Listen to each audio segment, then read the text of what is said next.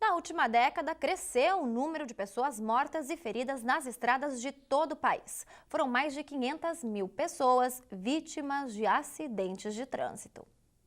Leonardo ainda lembra com detalhes o acidente que sofreu há 6 anos. Nós estávamos entrando numa BR e o caminhão bateu na nossa lateral, porque nós estávamos no acostamento, né? O motorista perdeu a direção e jogou nós para o barranco. E meu pai faleceu 27 dias depois no hospital, né? De infecção hospitalar.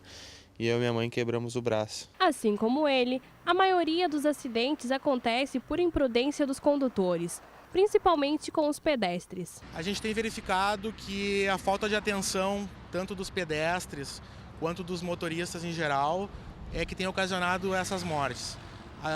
Um acidente de trânsito, ele não tem uma causa única. Normalmente são vários fatores que contribuem para que ele ocorra. 500 mil. Esse é o número de pessoas que perderam a vida nos últimos 10 anos no trânsito brasileiro, segundo dados de uma pesquisa do DPVAT, o seguro obrigatório. São cerca de 60 mil casos por ano. É como se 1/3 da população de Novo Hamburgo morresse todos os anos. Com o aumento desses números a cada ano, a demanda de solicitações para o seguro DPVAT, que é responsável pelo pagamento de danos pessoais causados por veículos automotores, também aumenta. Toda pessoa que sofreu um acidente decorrente de veículos automotores, sendo ela pedestre, andando de bicicleta, ele tem direito a esse seguro, mas ele só resguarda os danos pessoais do cidadão que sofreu esse acidente. Para Leonardo, a recuperação foi difícil e hoje ele tem a consciência de que, antes de tudo, é preciso respeitar no trânsito. Eu acho que devido à falta de respeito das pessoas, né? E também também as pessoas serem tão egoístas, né? No sentido de não pensarem também na vida dos outros, pensam só nos problemas dela. Mais de 500 mil de vidas interrompidas e mais 2 milhões feridos também nesta última década. Para falar sobre o assunto, hoje aqui no estúdio está o especialista em trânsito e também professor da Universidade Fevale, Eliseu Raimundo. Tudo bem, professor? Boa tarde, tudo bem. Bem, então, para começar, né, a gente citou ali na reportagem, na última década, mais de 500 mil de pessoas foi vítima de acidentes. O que tem gerado isso? É a imprudência, enfim, o estresse das pessoas ou o investimento também nas estradas? É um somatório, né, de fatores. O investimento nas vias públicas tem sido ainda muito modesto frente à inserção bastante demasiada de veículos nas vias.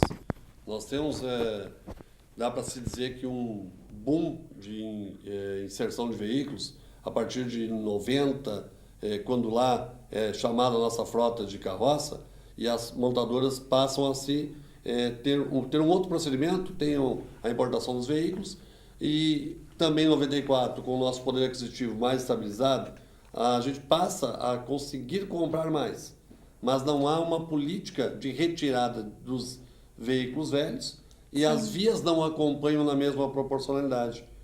Haja visto aí a nossa BR-116, que recentemente nós ganhamos o incremento da 448. Ainda estamos penando e vamos penar muito pela chegada da 010. Quer dizer, as vias não acompanham a grande quantidade de veículos que são acrescentados no dia a dia. Um outro dado também que preocupa bastante é que grande parte dessas mortes são os pedestres, porque falam muito, né, dos motoristas, mas as pessoas que estão também a pé têm o dever de respeitarem todas as normas de trânsito, assim como quem está dirigindo. É verdade. Inclusive dá uma proporcionalidade de 21% das mortes de acidentes de trânsito são pedestres. E basta que se circule nas cidades com um número médio de população e a área central, e se observa a grande negligência, não o desconhecimento, é a negligência mesmo, aquilo que se aprendeu, que se tem como base, que é a atenção ao atravessar.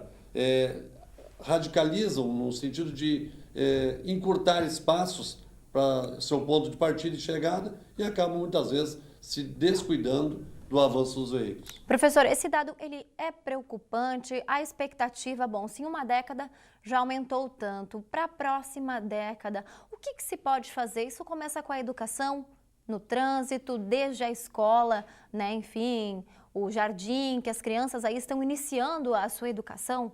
Perfeito. O próprio Código de Trânsito, ele estabelece, desde o seu artigo 74 até o 79, que haja uma maciça educação para o trânsito. E se abre espaços para que essa educação se volte aos pequenos nas escolas. Infelizmente, se fala muito na educação do condutor, mas o jovem, a criança, lá nas séries iniciais, ele deve receber, não como tema apenas transversal, mas incisivamente se trabalhar a questão do trânsito, para que ele passe a adquirir a cultura da segurança no trânsito, e não apenas receber uma informação sobre segurança. Bem, agora a gente sabe qual é a realidade do nosso país, né? Das estradas, dos atrasos também, principalmente nas promessas, início de obras que também não saem muitas vezes do papel, levam anos para sair. Você como especialista de trânsito, né?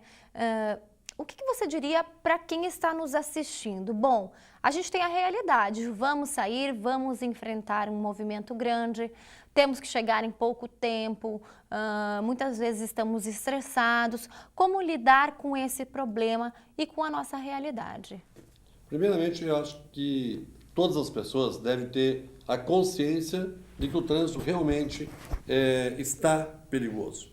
E vai continuar perigoso se nós não tivermos um princípio muito básico, mudança de comportamento em todos os sentidos.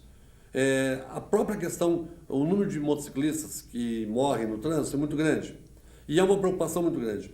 Só que a preocupação, ela concorre com a agressão de que eles são os maiores culpados. Bem, isso implicaria em, por exemplo, novas leis de trânsito a serem feitas ou não? Elas já existem, porém não são cumpridas. Se elas forem colocadas em prática, elas estão muito dentro da realidade, da necessidade. Existe, agora recentemente nós tivemos aí um maior arroxo para quem comete imprudências, que são a questão do próprio álcool e a questão dos rachas, que então realmente teve uma maior disciplina, uma maior penalidade.